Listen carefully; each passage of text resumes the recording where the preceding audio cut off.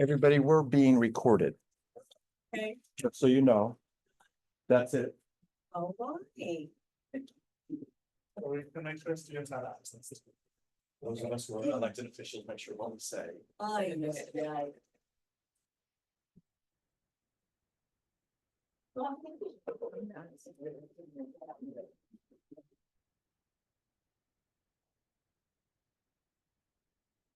It works. Okay. Hi, everyone. Thank you for joining us today. I really appreciate you all being here. My name is Thomas Bowie.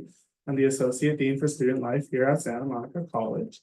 And you all are at the Democracy Day Panel. I first off just want to say some thank yous. First, thank you to our panelists who are here. Thank you to the students who are here. But really thank you to the co-sponsors who helped put this on.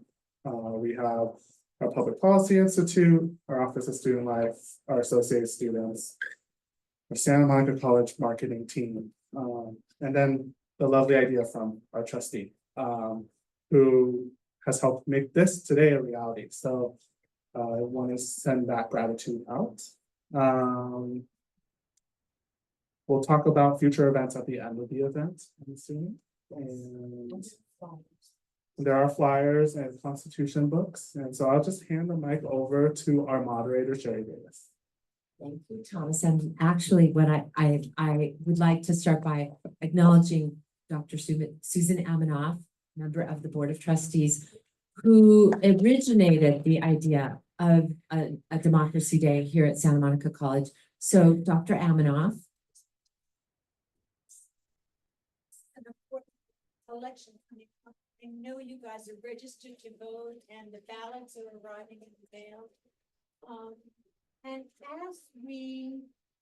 as we engage civically in this idea of democracy, we have to remember that democracy has to be nurtured.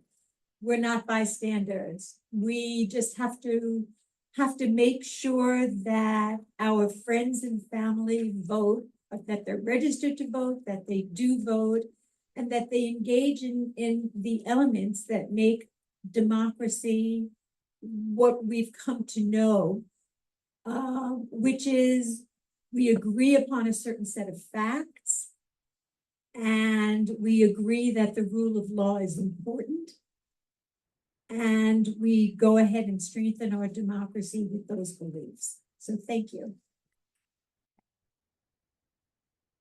I can talk. This is on? Yeah. I'm Sherry Davis, co-director of the Santa Monica College Public Policy Institute. And before I introduce you to our esteemed panelists, let's take a little listen and watch a special message from the California Secretary of State, Dr. Shirley Weber. Good morning to Santa Monica. I love your topic, loving democracy. I'm Dr. Shirley Weber, and I'm your California Secretary of State. And my responsibility, one of my main responsibilities, I'm the official election officer for the state of California. And it's my responsibility to make sure that our voting system is fair, just, and equitable, and that we have an opportunity for every Californian who's a citizen in California to basically exercise their right to vote, to participate in that process. In addition to that, I just simply want to encourage you to do that. You know, I think we all hear so often about why we should vote. We have so many people who are telling us every day that we need to vote, we need to vote. And sometimes that hits us and we know that that's our responsibility and we do it. And then there are times when others is like, well, I don't see much change. I don't see much value in it. Why should I vote? Let me say to you that those of you who are having some hesitation about it, that, you know, so many people fought for the right to vote for very good reasons. Whether it was women who fought for it, or whether it was African Americans who fought for the right to vote. Because they learned very early in this process that a democracy, that a nation such as this is run on the vote. Who votes and the ones who vote will determine exactly the direction we go, what values we have, not only locally, but nationally, and how those who are elected actually represent you, represent what you want, represent the kind of community that you want, help you shape the world that you think is important. So it's not just some idle act that occurs in voting. It really is a statement about the direction we're going and whether or not it is a direction that you respect and that really will enhance your life. It is important that we recognize how important it is to vote. While each one of us has one vote, which means it becomes the American equalizer. It equalizes you with me and everyone else in the nation. I tell people that there are 40 million Californians, and I have a responsibility for 40 million Californians. But despite the fact that that tremendous responsibility is there for me, the reality is I have one vote. I have the same vote you have, regardless of the fact that I'm Secretary of State. I have the same vote that you have in every aspect of life, whether it's picking the president, whether it's picking the Congress individuals. All of us get one vote. What's a powerful statement of equalization, that you are equalized to every person that you might think who has tremendous resources or limited resources. And so it is truly your power of statement about who you are, how you want your city of Santa Monica to look, how you want California to move forward, what you want this nation to look like for the rest of the world. That lies in your ability to vote and your willingness to go to the polls and express yourself. So once again, I want to thank you for inviting me to be here with you today as you're kicking off this Loving Democracy. And if you love democracy, you will love and relish the opportunity to vote, and you will encourage everyone in your family to do so likewise, so that we can continue to have a strong democracy that we can. Once again, I'm Shirley Weber, your California Secretary of State, and I hope you have a great meeting this morning.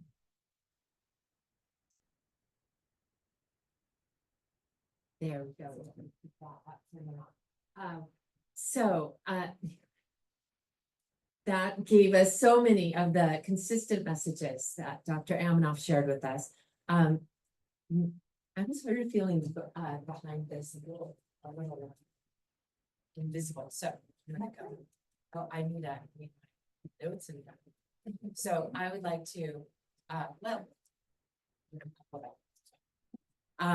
I'd like to do some introductions of this very distinguished group of panelists. And I'm going to start by introducing Dr. Margaret Quinones Perez, our chair of the Santa Monica College Board of Trustees.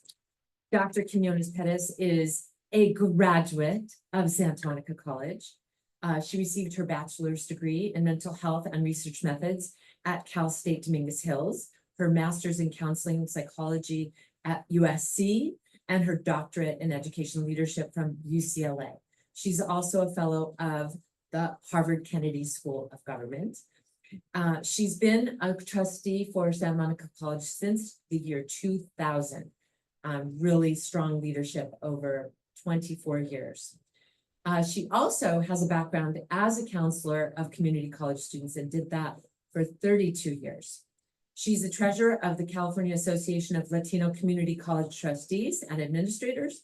She is the board liaison to the Santa Monica Malibu Unified School District PTA Executive Council, and she's a former school board member of the Santa Monica Malibu Unified School District, where she served for 8 years. She has served with distinction as a member of the Board of Governors. Appointed by the governor, she interacted with state, federal, and local officials and participated in selecting a chancellor for our state's community colleges. She's a member of the Association of Community College Trustees Finance and Audit Committee, the Board of Directors for the National Hispana Leadership Institute, and an associate member of the Association of Community College Trustees. She's former president and executive board member and conference co-chair of the California School Boards Association, Latino School Board members, former faculty representative for El Camino College's Academic Senate and Budget and Planning Committee, and vice president of El Camino College Faculty Association. So you can see that her whole life has been dedicated to education and social justice and making sure equity in education is a reality. Thank you, Dr. Margaret Quinones Perez, for being with us today. Next, I'd like to introduce Ashanti Blaze Hopkins, who is the interim associate dean of the Center for Media and Design at SMC. She oversees our campus, the Center for Media and Design. Hopefully some of you have been there, where there are over 20 career education programs, including our only bachelor's degree in interactive design.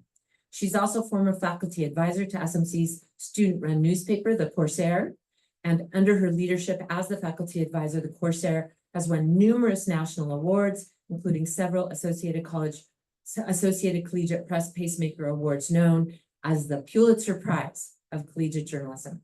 She's also served as Assistant Director of Student Media for LMU and has taught journalism journalism courses at USC Annenberg, Loyola Marymount University, UCLA Extension, and Richland College.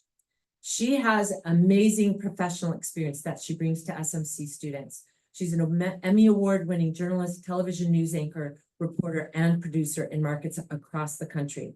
She's the first Black woman ever to be elected president of the National Society of Professional Journalists Board of Directors and is the immediate past president of the Greater Los Angeles chapter of the Society of Professional Journalists.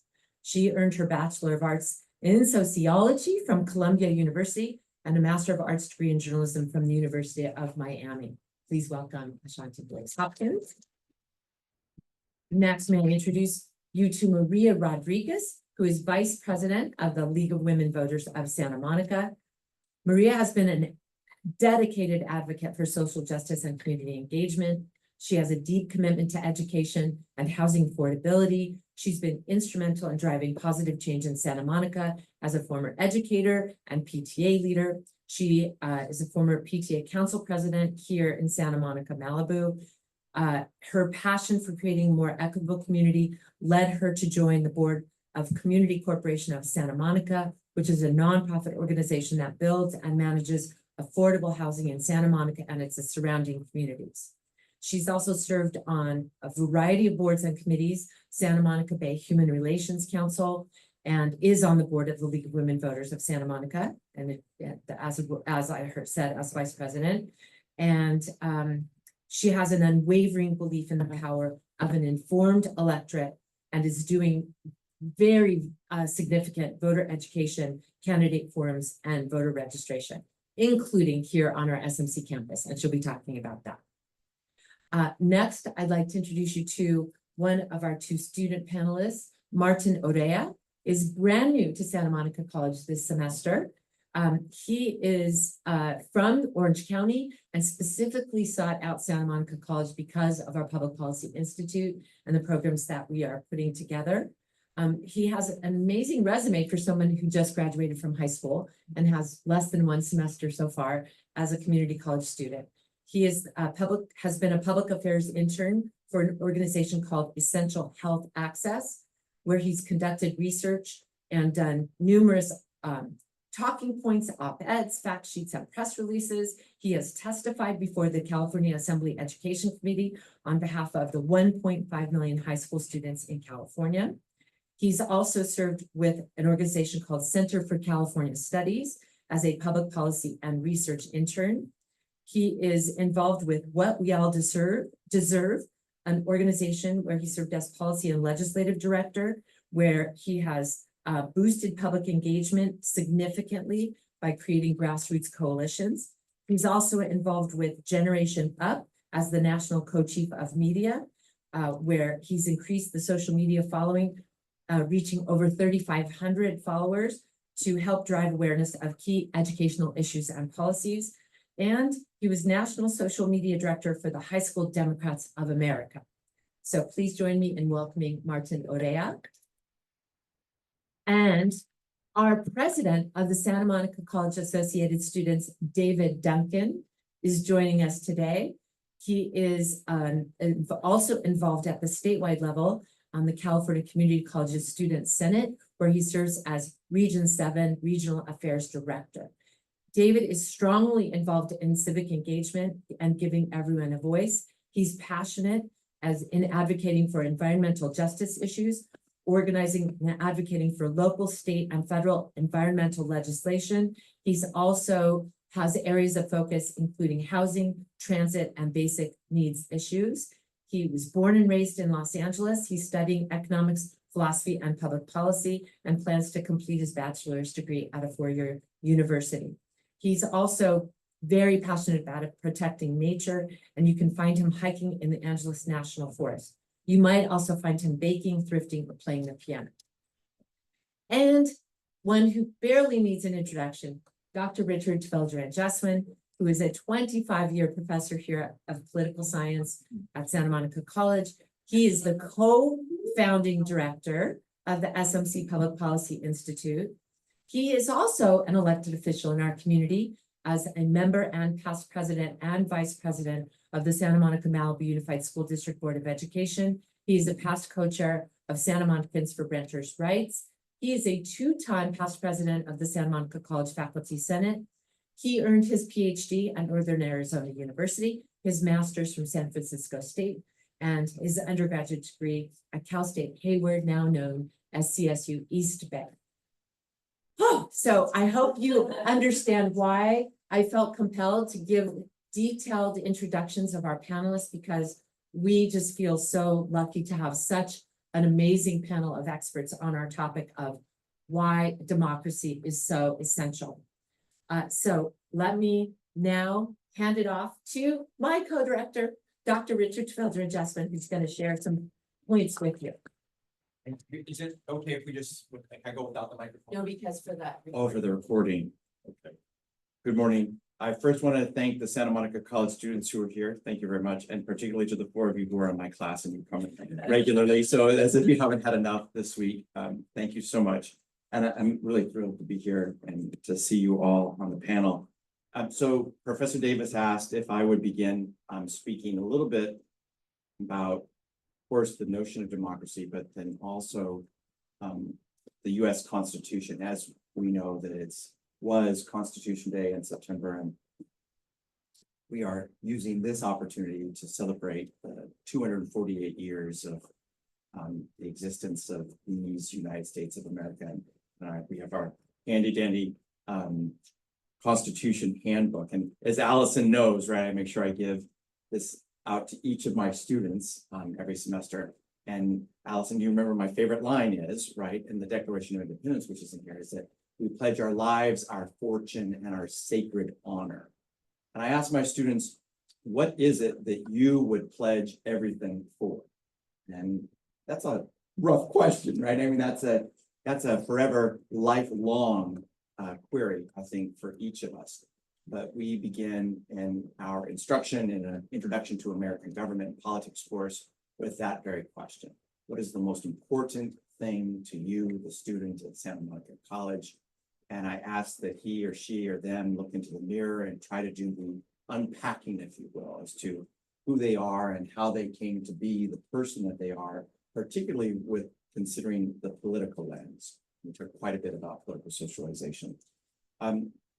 We know we have a US Constitution, but it's not surprising to me after teaching for 30 years that most have not read it, right? So I think most haven't read it, I think it's fair to say, right? And so even though we all, not all, but most go through either a public or private secondary education in these United States, and there are requirements to engage in courses that put before students the US Constitution, and for those of us who are Californians, the California State Constitution. But the fact of the matter is that folks haven't read it, and if they have read it, it's been a long time, and there hasn't been, I think, a contextualizing of it for kind of the 21st century. So my interest as an instructor and somebody who is deeply committed to student equity is to make sure that students find him or themselves in the document, find themselves in the project, if you will. So we do some work with Maria Lugones, the late Maria Lugones, and we talk about this notion of a long self and what this experiment means and what it meant for folks who lived before us and what it may mean for people who come after us. And one of the things that I really nudge students, I nudge them in a particular direction, is to think about this Constitution as a living, breathing document, which I didn't come up with, right? That's those are like talking points that we hear many people over my entire life talk about. It's, well, who's breathing life into this document, right? And we look often at decisions that have been made over the course of our story, and we wonder how folks came to certain decisions at particular moments in time. And we understand that this document is not all telling. This isn't gospel. This isn't the truth, capital T, in a modernist way, but rather this is a document that has been interpreted differently over the course of many, many generations of people. And so people who are alive and well in this particular moment, he, she, they are the ones who are breathing the life into this document. So we take a look at this and we think about, well, what does it mean, this document in the 21st century? And we set it up as a tool for decision making. What is democracy? When we ask that in a setting like Santa Monica College classroom, many students will find synonyms to explain what democracy is. Well, democracy is freedom, or democracy is liberty. But really, I think, often lack a civic skill, a skill that comes from civic education, to be able to explain exactly what democracy is, particularly in the context as how we are living in these United States in the 21st century. Democracy is a decision-making process or tool. It's a way in which we determine, and we heard Dr. Weber talk about this, right? We have one person, one man, one woman, one person, one vote. And those votes are equal to one another. And we come together and we ask ourselves questions, albeit in an indirect democratic way here in this republic.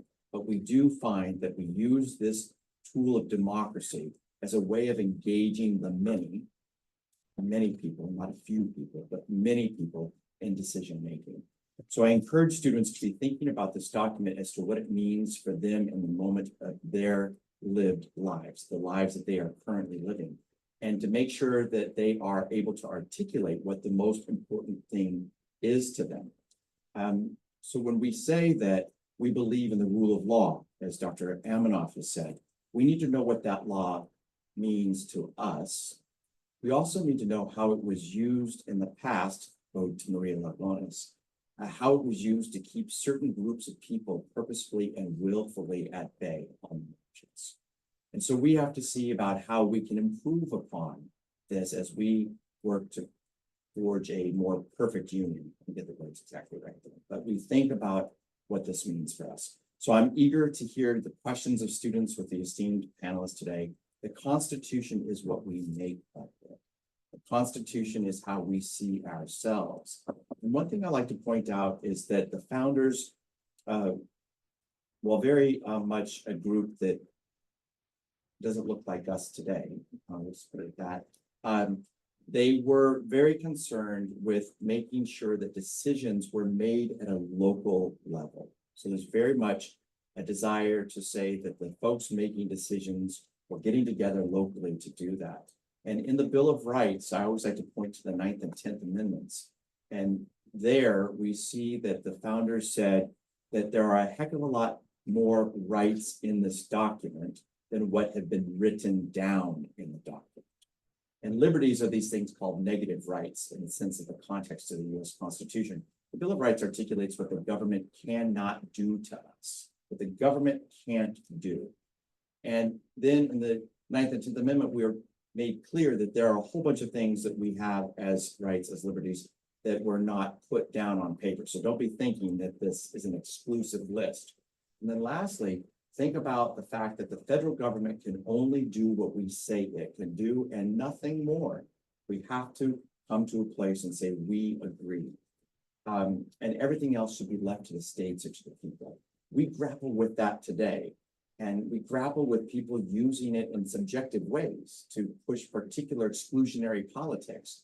And so what we want to do is be able to see ourselves in this and to make sure, as Danielle Allen says, that we are focused on equality and focused on how this rule of law can allow us to aspire to be what we thought we were.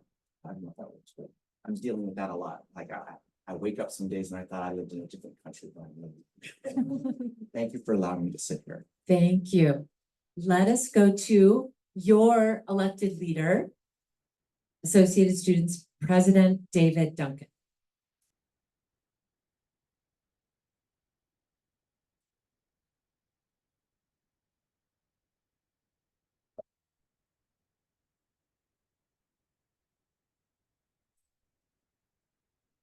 Yeah, I'm basically just gonna talk a little bit about sort of my journey here and, becoming a student leader and sort of just kind of, my experiences here and just also in politics and government too. Unlike a lot of students in AS, I didn't really come with the explicit goal, like I want to join student government. I wasn't part of that in high school and I didn't really have any prior experience. Instead, I started my journey in our campus's Eco Action Club. I helped plan our Earth Week events and kind of worked on a lot of bike and transit safety projects around campus. I didn't really think about the Associated students that much until I heard about our student government's involvement in the Go Pass program. Basically, if you're not a transit user, the Go Pass program, it's a pass that is free for all community college students and K-12 students for all most transit in the LA region. And I found out that the Go Pass originally has its roots in a project created by the Associated Students. Around 15 years or so ago, the Associated Students Director asked a question like, what would it cost to make the 7 line free for all students? And from there, it eventually grew into a project that covered all Big Blue bus lines, and then kind of successor projects of that eventually turned into a county-wide program that has had a massive impact of millions and millions of rides every month. It's a level of impact that goes so beyond kind of what my idea of a student government was that I really wanted to join. So I applied last year and became the director of budget management, where I oversaw our student government's $2 million budget. And then also I kind of worked with our external affairs director to kind of lead some advocacy efforts. We went to Sacramento to discuss a lot of education bills with our state legislatures, and also to Washington to discuss some of the issues facing students who depend on federal work study, and especially a lot of undocumented students as well. I think in the spring then I filed to run for president, and I was elected. I also ran for the board of directors of the Student Senate for California Community Colleges, which represents all 2.1 million CCC students. I was elected as one of 2 directors representing the Los Angeles region, which is Region 7. I guess sort of, I'm supposed to talk a little bit about my experience campaigning, and I think I have a lot of experience campaigning for both myself and for others. And my experience running for office is very stressful, especially if you're facing a very crowded field of candidates. I'm not someone who naturally enjoys public speaking. So campaigning, it brings me out of my comfort zone, definitely. Campaigning is also a bit different than just talking to people normally, because you kind of need to communicate your vision sort of for, how you can help the people you represent, and how you can, address kind of the issues they're facing. But I've also found that it's really rewarding being able to engage with people and listening to their experiences, their priorities, and then incorporating that into kind of my own ideas as well. Campaigning is difficult, but it's also doable, especially for any of you who may want to run. And I think one thing I've learned too is you don't need to be a super extrovert either. What matters is a lot of times just authenticity and really listening to the people you're talking to. Outside of AS too, I'm really passionate about climate issues and the environment as well. I've been organizing for environmental causes for probably most of my life now. One of kind of the big issues I focused on was the movement to end residential oil drilling in Los Angeles region. We had a lot of really big victories at the state level this year, so I'm still really excited about that. I'm also on the governing boards and committees of a lot of climate advocacy organizations, including the local Citizens Climate Lobby chapter, and among others. For me, I think climate is a really major issue that we're facing, but also just that goes to protecting our environment in general. Green spaces were not something I grew up with much, and so I feel it's really important to protect those and increase access for future generations. And as a part of that, I've also recently just got a grant to start my own nonprofit for climate resilience issues specifically. Another issue I've been working on a lot locally is on transit. I've run campaigns to improve some transit amenities and buses as well. And I'm very active in a lot of transit organizing groups. Sometimes the one right can be a little, I guess, but it comes with the territory. I'm also made it a point to get involved in my local Democratic clubs, and I don't want to seem like I'm just listing things. I guess what I want to say is that it's really important to show up and consistently be involved with things. So in a lot of cases, I'm not the smartest person, I'm not the best communicator, but by being consistent, engaged, and really trying to connect with people, I think that's part of what really is important when it comes to trying to improve our communities for the people around us. I highly encourage all of you to get involved just wherever you can. Showing up is huge. And I think that's kind of what I'd like kind of your takeaway to be, if it's anything. I think just to close, like I think it's important to stay optimistic overall. Like the issues we face are big, especially now. We're in a very difficult election cycle, to say the least. But I am confident that if we focus and keep pushing for change, we can create kind of this better world we all want. Thank you.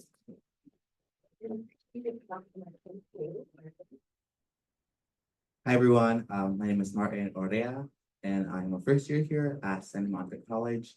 And I kind of just wanted to bring up this idea that sometimes civic engagement is not something that you choose to be part of by choice.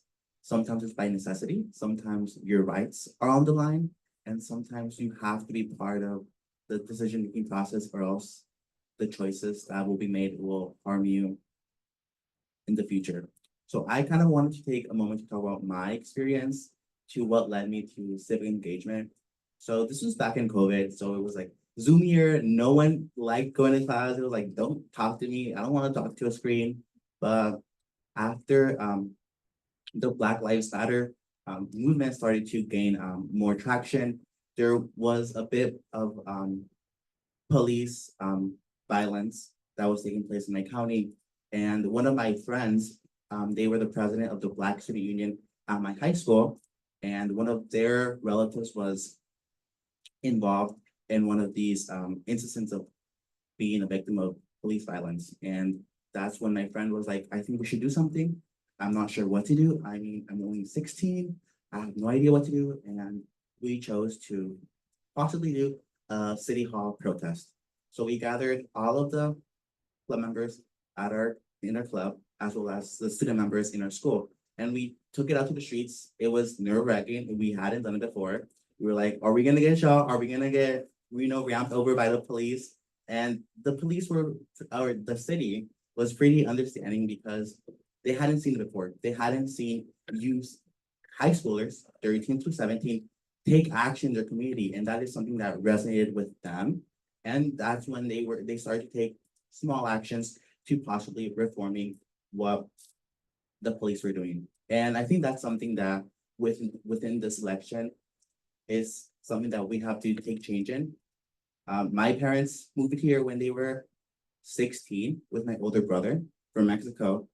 And something that they've instilled in me that I haven't been the biggest fan of is, I'll just say it, my parents are like the illegal aliens that Donald Trump hates. And they've raised me, and I'm a citizen. And something that they've kind of instilled in me is complacency, just because they're like, you shouldn't make too much noise. Don't do that. Just sit aside, let them do their job, and just sit there and look pretty. And something that I've had to internally change it is, no, I have a right to make noise, whether that's for things that matter to me or for things that matter to my friends and peers. And that's something that within this election, I've seen a lot of people have trouble with, and it's understandable. The process of being civically engaged isn't like one and done. I checked the box, I voted, life's stress-free, I voted for Kamala Harris, I voted for Donald Trump, no more worries, But then I realized that when I became 18 this past summer, it was like, I did not sign up for this. I have to vote for president, state assembly, state senator, board of supervisors, school board, city council. It's like, what is this? Like, why couldn't you just make it like one check and one step easy? And the thing is, it's not meant to be easy, because then we wouldn't have a democracy. If we just pointed someone to the top and let them take care of everything, we wouldn't really like how it worked out. So I see sometimes in youth, they see these disagreements, these arguments as a bad thing, but I encourage it.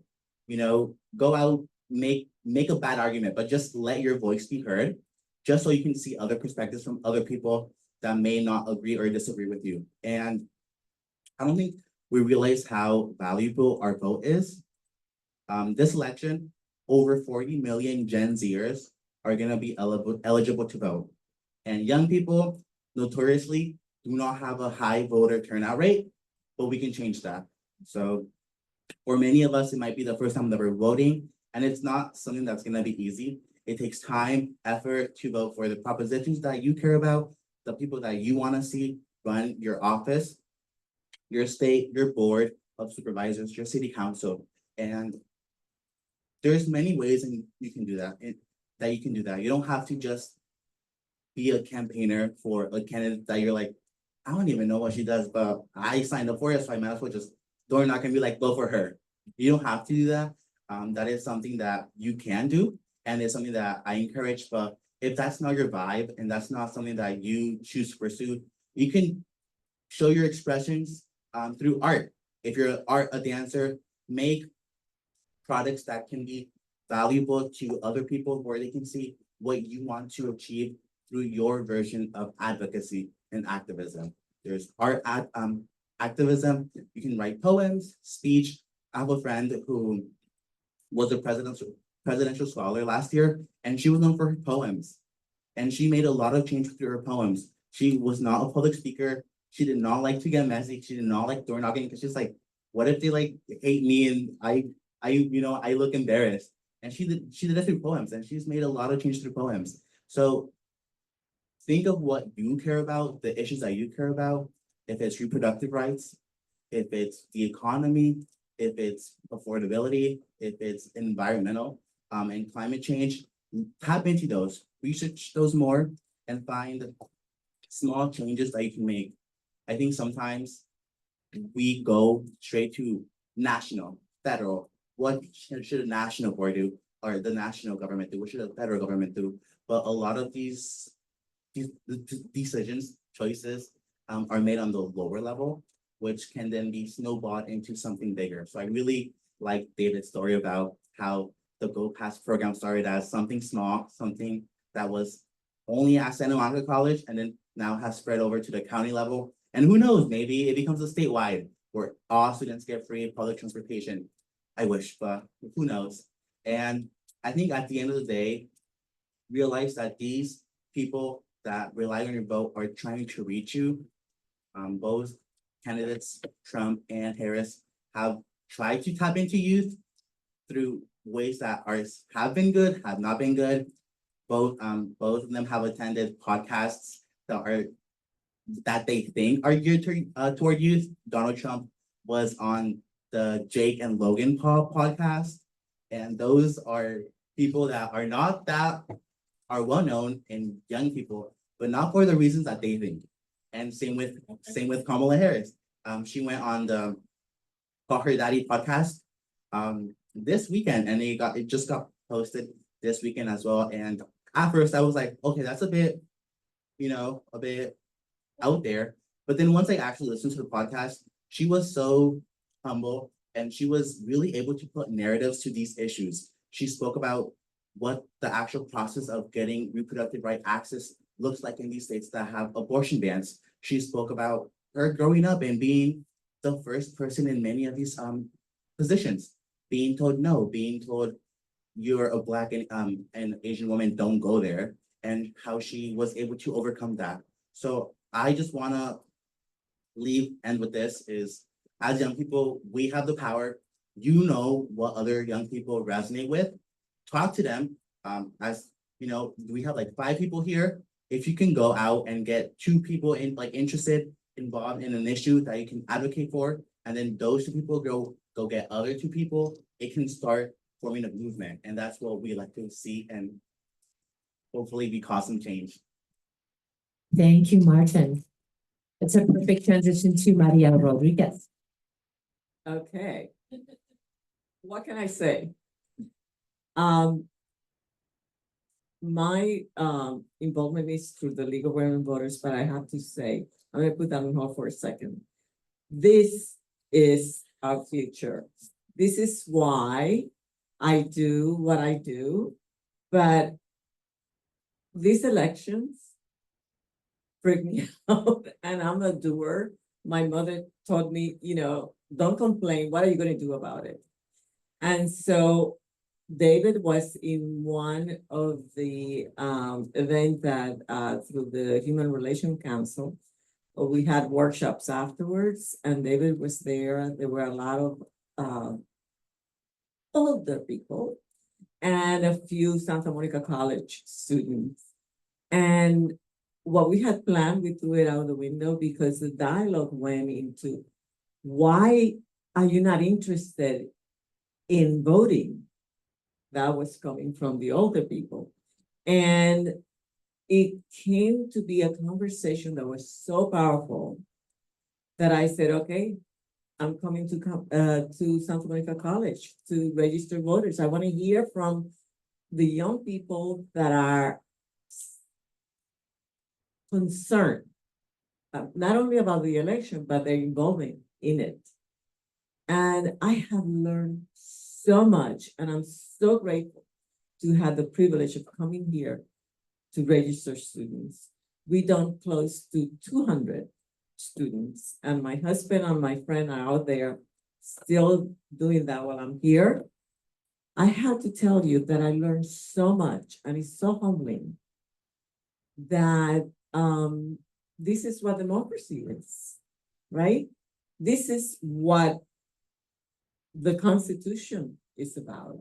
It's about you getting involved and doing it, each one of us. So I just told you that we register about 200 by now. So my vote induce more votes, and hopefully they will go out and do more. That's how it happens. It's not just one person, but the ripple effect of that. So now that I say that, let me go back to the reason I came, which is the League of Women Voters. How many of you are familiar with the League of Women Voters? Okay, so this is the thing. We talk about progress. The right for every woman here to vote was not always there. The right for African American to vote was not always there. And now we say, well, I don't know if I'm gonna vote. Oh, no, not, I'm gonna see this one out. After people lost their lives, so that we now have a right to vote. So that's what the League came out of in 1920 as a result of the women's right to vote when it was rectified. Next. Yes, please. So the League of Women Voters is a nonpartisan grassroots organization working to protect and expand the voting rights and ensure that everyone represented in our democracy. Now, we are nonpartisan, but we are political. And people sometimes get confused because we are political, we are advocate for issues, not for candidates. We inform voters. We are involved in many organizations, and we set up candidate forums. And in litigation, there are currently 64 active litigation that the League of Women Voters is involved, and they had to do with reproductive rights that you mentioned. They had to do protecting other rights, the climate throughout the United States. So we are definitely advocates. We are nonpartisan, but we are completely active. Next, please. So in our voting experience outside registering voters, I heard a lot of, I'm not political. I'm sorry, I'm not into politics. I'm not voting. It doesn't affect me. Every single one that I spoke to that gave me that answer ended up registering to vote. Why? Because if you don't care about who's president, okay, but there are issues on the ballot that will affect your life. If you're male, you can say, well, reproductive rights, I'm not a woman. Well, you came from a mother. You may have a girlfriend someday or a wife. daughters, it is all of our business to protect that right. And if you take it for granted, oh, not in California, well, guess what? You're not gonna live here forever, maybe. And is it okay with you to have some other woman in another state not having the rights that you do? This is the United States of America. And you shouldn't let someone else decide your future. So, then health reform that has to do with reproductive rights and immigration. Regardless of how you feel about it, you need to be informed. Because it's that lack of information that some of the groups are counting on to make the decisions for you. Next, please. So I focus right now on two important sites. One is Vote 411. And there you can go and register to vote. Should I go to it? Yes. So here it is. And what you can do there, you can register to vote. You can check on your registration and find out where your ballot is and where to go to vote. Now, I'm going to ask you this. And I know that everybody has a smartphone. Take it out right now. And you can say, oh, but I already registered to vote. Still take it out. And, oh, could you go back one, please? To the slide? Yes, the QR code. So please, please, please take that QR code, have it in your phone, because this is the thing. Right now, if I come across someone and they said, oh, well, you know, it may be in the elevator, well, we don't have that many, but it may be while you're walking or having lunch or something. Oh, no, I don't think I have time to register to vote. You go, oh, well, yes, you do. Here it is. And have them do it right then and there. Because now you are not only going to vote for yourself, you are encouraging someone else. And that's how a movement happens. This is how you get involved without having to do a lot. You are very, very powerful. So, Miss Quinones, I didn't see you take out your phone. I know. No, this is not about you. This is about everyone else that you come across. We are all doing this because when they tell you, you come across that student and say, oh no, you just go here.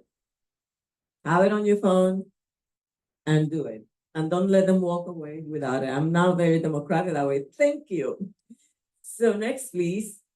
There are two. You heard from the California Secretary of State, Dr. Weber, and you can go to that site as well. What they offer you also, you register to vote and then you go, oh, I don't know, I haven't received my ballot. You have the website to go and check. Let's say you already voted. I don't know where my ballot is. Okay, you can go there. It's quite a source of information. Now, when I moved here from New York, and I was shocked of how many propositions. The booklet is this thick. We all seen it, and it's overwhelming. You feel like, oh my gosh, I can, and I block everything until the Supreme Court. And I said, oh my goodness, I never voted for judges. I need to pay attention. So you need to pay attention as well and inform yourself. Find out locally who the judges are. The Bar Association, you could put California Bar Association, and they have a ranking. And they qualify and disqualify people that are running for office. It's very powerful. Sometimes there's only one person running and they're disqualified. So you need to go to the website and see why. Dig in. Okay, so that's it for me. Thank you, Maria. Please, Hopkins. Okay, so I have a question for everyone that's in this room right now. How many people in this room follow the news? How many people in this room follow the news on social media? How many people only get their news from social media? So the situation that we find ourselves in right now, when it comes to the amount of disinformation and misinformation that is out in the ecosystem, it's jarring and it's having a huge impact on how people are voting, whether or not people are voting, whether or not people are making certain decisions in their day-to-day lives. The one thing that is very interesting about the Constitution when it comes to journalism is it's literally the only profession codified in the US Constitution. The First Amendment. The First Amendment protects a free press in this country. And what a lot of people may not realize is that the journalism industry is often called the fourth estate. So if you think of a house, right? You think of the pillars that hold up the house. One of the pillars goes away, house crumbles. Well, that's what journalism is to democracy and to this country. So many, many years ago, we had Donald Trump in office as president. And he slowly but surely kept pushing out this information about journalists being the enemy of the public. And that constant flow of information has an impact. So right now, as we sit in this room, journalists and the level of credibility that they have with the public is at an all-time low. So what that means is that when a lot of people consume news from a legacy publication, right? So we're talking about newspapers, TV stations, radio stations, even some digital news media outlets. They're not believing the information that's being pushed out. They believe that it's biased. They believe that it's partisan. And so they're not consuming information in ways that can be helpful to them. We also have a situation in this country now where people are only consuming news to the point where their biases are confirmed and then they stop. And that's very dangerous, right? So as a journalism professor, I would often have students ask me, well, what news should I watch? Should I watch ABC, ABC? Should I watch, should I read the Post? Should I, what do I need to do? And I would always tell them, you need to watch all of it. You need to know what everyone is saying. And then you need to do your own fact checking for yourself.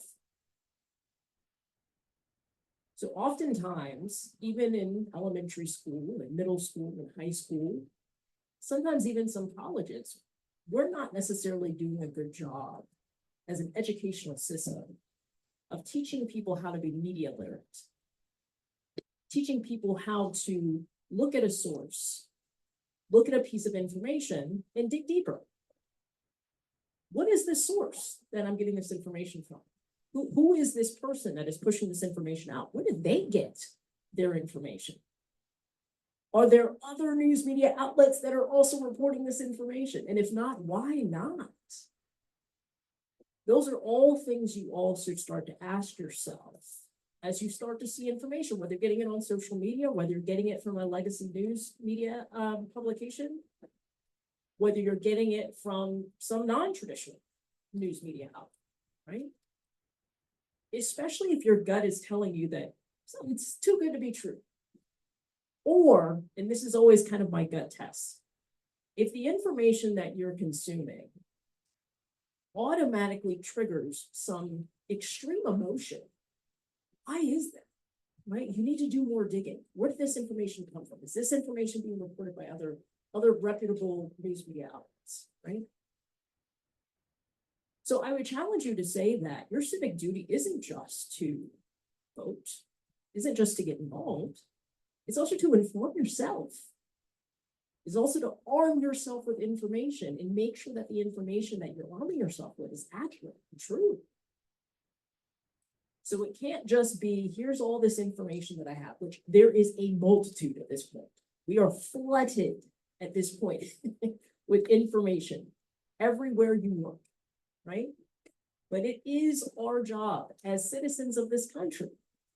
It's our duty to make sure that the information that we are receiving is accurate, which means we got to do a little bit of work than just picking the low-hanging fruit, right? That's easy, right? Clickbait. How many people in this room love clickbait? Yeah, nobody. Nobody loves clickbait, right? Right? It's an overpromise and an underdeliver. Right? How many people have clicked on clickbait and you get to the story and you read the first 3 sentences and you're like, that is not what I thought I was getting. What is this? It's a waste of my time. Right? So my point is this, we have to start moving towards an electorate. And that's all of you in this room. You're part of the electorate. Who looks at this clickbait and says, I'm not going to take this just at face value. There's more to the story than a headline, right? There's more to a story than a headline. You gotta dig deeper. And so part of my work through time has really been being a First Amendment and press freedoms advocate. And I've done so in a couple of different ways. I was first the president of the Greater Los Angeles chapter of the Society of Professional Journalists. And this was right around the time of the trial for the officer who murdered George Floyd. And right around that time in the state of California, we were seeing something very alarming, where as these protests were popping up all across the state, journalists at an alarming pace were being detained, arrested, and injured by law enforcement while covering these instances of civil unrest. And my particular organization, we were highly concerned because, to be honest with you, I was not optimistic that the officer was actually going to be found guilty. That if this officer was found not guilty, we were clearly going to have more protests in this area and across the state. And we really feared for the safety of journalists, whose job it is to craft that first draft of history, so that people can understand what happened on the ground, people who couldn't be there, right? And so what I decided to do was pull together a coalition of journalism organizations, media unions, and First Amendment advocacy groups here in the state of California to try and tackle this issue. So we started with trying to go straight to law enforcement. That didn't work out so well. Mostly because we were disorganized. We didn't really know what we were doing. And really, to be honest with you, we got our butts handed to us. But then we realized that there was legislation that was slowly making its way through the state legislature. And that was SB 98. So the whole point of SB 98, there was a law already on the books where if there was a natural disaster, journalists were able to stay in place even if there was a dispersal, announced by law enforcement, so that they could cover the story. There wasn't a parity law on the books for civil unrest. And so SB 98, that was the whole purpose of it, was to make parity between a law that was already on the books, but to apply it to civil unrest, so that when you had a dispersal order, journalists could still stay in place and cover the story, so that things like law enforcement behavior could be covered. Because part of journalists' jobs is to hold the powerful to account. Government agencies, politicians, that's our job. So we got some speed bumps. It went through the Appropriations Committee, and there was some weird poison pill put in that would have basically made the law completely moot. We would have had to have asked permission to stay in place in order to cover stories, which is crazy for a journalist to have to ask the very person that they're covering if they can cover it. So we mobilized and we created phone trees and we called every single member of every single committee that this bill was going through every hour on the hour from 20 plus different organizations and told them why this needed to be taken out, this poison pill, why we needed this bill in the first place, why it needed to move forward. In addition to that, we started making sure that there was a news piece, an op-ed in every major newspaper in the state of California. I had an op-ed in the Sacramento Bee. We also created a social media campaign where we created 2 videos. And the title of the videos was "Journalism is not a crime."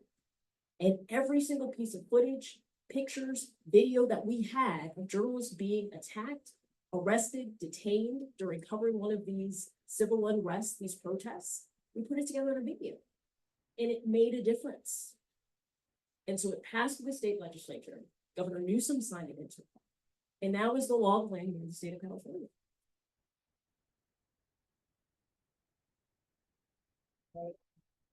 Which is great, but here's the thing, it's gotta be applied, right? So, so now that's the second hurdle. So my second act of kind of being that press advocate was becoming the first Black woman ever elected as the president of the National Society of Professional Journalists. And in that role, our organization is all about advocacy and making sure that journalists are allowed to do their First Amendment protected jobs. Because we're seeing it across the country that press freedoms are starting to be chipped away from the legislative perspective. And that should be terrifying to everyone. Because democracy dies in darkness. And that darkness is journalists aren't there to cover it, right? So that's what I mean by if journalism goes away, democracy is not for it. But that takes all of you voting and staying informed and being media literate and making sure that you are taking the time to make sure the information you're getting is accurate and then using that to vote what makes sense for what's happening in your lives on a daily basis. Thank you so much. And now to our SMC Board of Trustees Chair, Dr. Margaret Quinones-Paz. Well, I'm gonna try not to speak too long because you've been talked to for a while. I was asked to talk about how did I get to local politics, and mine's more about my family. When K through 12, all through high school, I didn't know anything about elections or democracy. None of that was on my radar. Back in those times, we were about, okay, do we look cute? Who's gonna pay attention to us? I mean, that's what you did when you were young, right? Did I look okay? Were people gonna like me? That's what we did. And then when I came here to SMC, it's like my whole mind changed because I joined the club here. It was Metcha at that time. And, we were raised at that time to be good, quiet Mexican girls. And when I came here to SMC, we learned what it was to be Chicanos, what it was to be activists, what it was to have our own voices, even among our own groups, because the men were much more dominant than the women. The women were like, quiet, we were making coffee, we were doing that. It gave me a chance to come out and say, hey, I think this, I think this. Oh, did you know this about your history? Did you know this about, your past? Did you know that you have this potential?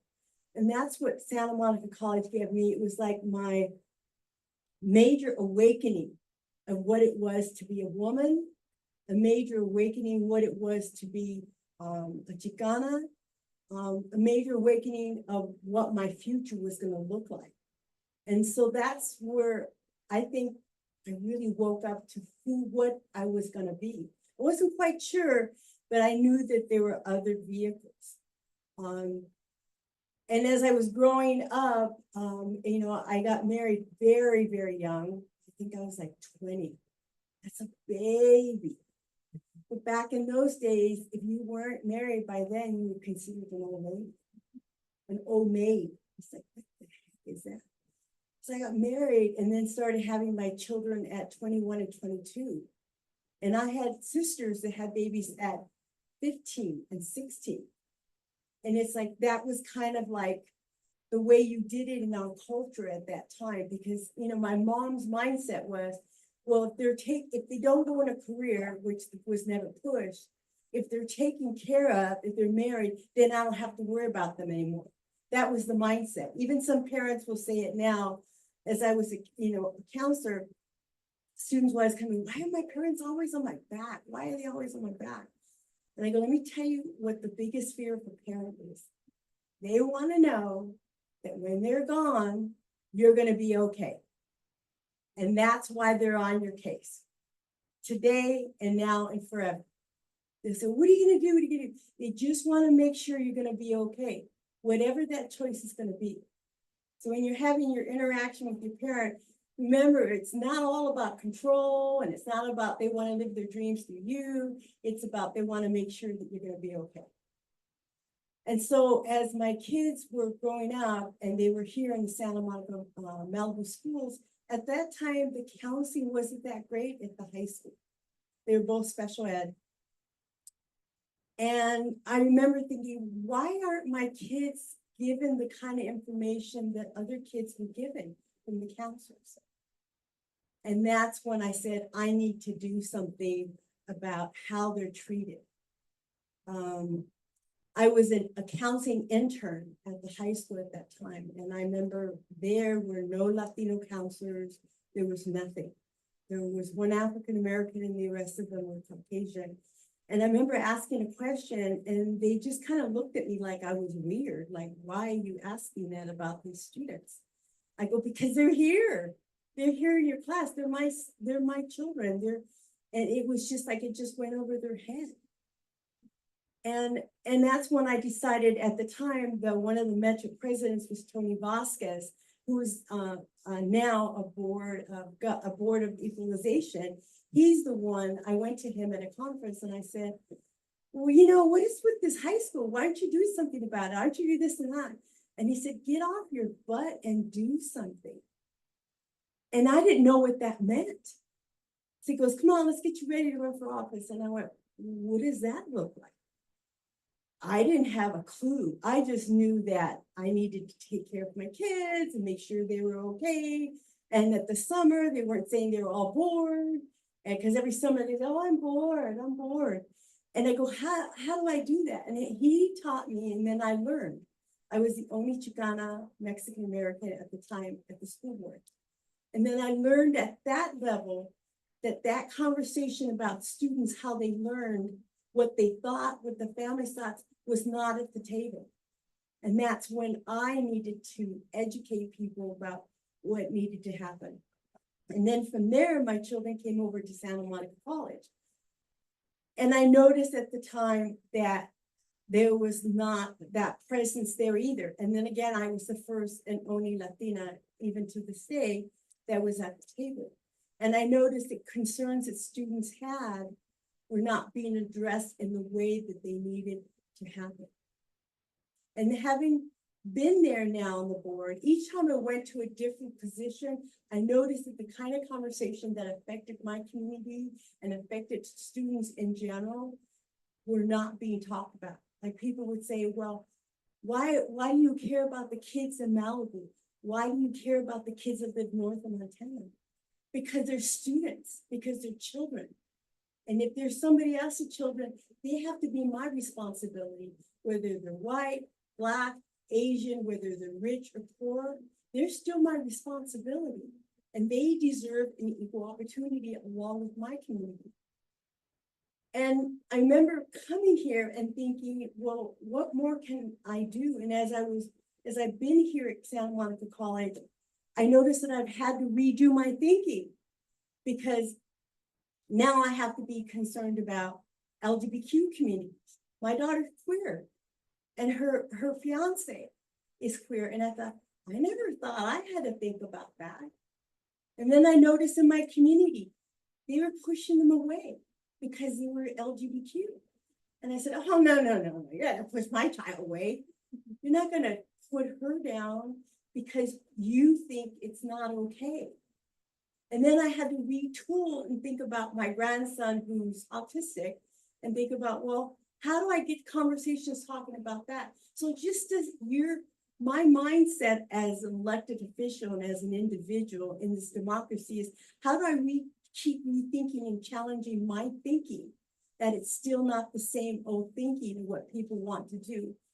The biggest concern that I have right now is that I hear about the baby boomers, Generation X, Z, that stuff scares me. And you know why? Because they're in groups and they're pitted against each other. Oh, you're too old. What do you know? Oh, you're too young. What do you know? Oh, we're young. We don't know anything. You're too old. What do you know? And those kind of conversations, they're dangerous because we can learn from each other. People who come from a different generation, people who are here in this generation, we can learn from each other rather than saying, you don't get it. It's like, yeah, I get it. Just let's listen to each other and try not to say, well, I'm from here and I'm here. It's more of how can we learn from each other? And the last thing I want to say, because I don't want to, talk too much, is people, and this is going to sound weird, people will say, well, what's the greatest thing in your relationship? And I'll say it's respect. And that means that I respect the person for who they are. I may not like everything they do, but I at least respect them. And that's what I ask from students and from faculty and from people in the community. I'm going to disagree with you, but we're going to at least respect each other. And respect will look different for each other. Some people will say, well, I want to be able to have the freedom to call you an idiot. Or I want to have a freedom to be able to say you're stupid. Or I want to be able to call somebody, you're too young, what do you know? Or, you're white, what do you know? What experience do you have? That's not a fair game. You're not going to learn from people by just arbitrarily assigning those things. You're going to learn from listening to them. You're going to find a way to connect with them in a way you never thought you'd connect with them. So what I want to say is, yes, you can get involved with the global stuff, but you also need to get involved with where you're at, whether it's here at school, whether it's something in your community, whether it's something in your neighborhood. Maybe people are dumping a lot of trash and stuff in your neighborhood, and you're thinking, why are they dumping all this trash in my community? I just want to kind of give you a life experience of what I went through, and what keeps me in this process is constantly challenging myself to think differently and open my mind to other things rather than what my generation thinks and what my race thinks, but more about what other people think. Thank you. Thank you so, so much. Let's give a big round of applause for our panel. So we're at 12:35, and I understand if anybody does need to leave, that's the end of our assigned time. But is there a burning question that someone wanted to ask before we wrap it up? If you have one, you can probably approach the panelists and ask them here for a couple of more minutes. And we have a few more events this week. Thursday at 11 o'clock, we will have Dr. Nina Flores in the Caton Center upstairs, right? In the computer lab? In the Student Equity Center, so downstairs in the Caton building. And Thursday evening, our event with Sheila Kuehl, our former LA County Supervisor and leader of the state legislature, and a really esteemed group of panelists on Thursday at 7 at our Student Services Center Orientation Hall. So please join us for those. And then there will be one more event on October 24th with Nina Flores as well. And just cannot thank all of you panelists enough. This was an outstanding discussion. You all shared so much really valuable information and perspective, which is why we wanted to let it go the full time. We didn't want to cut any of it off because it was so rich. And so we'll work on posting that video from this so that others can share this amazing experience. So Thomas, last but not least, anything else? You all for showing up. Yes, thank you.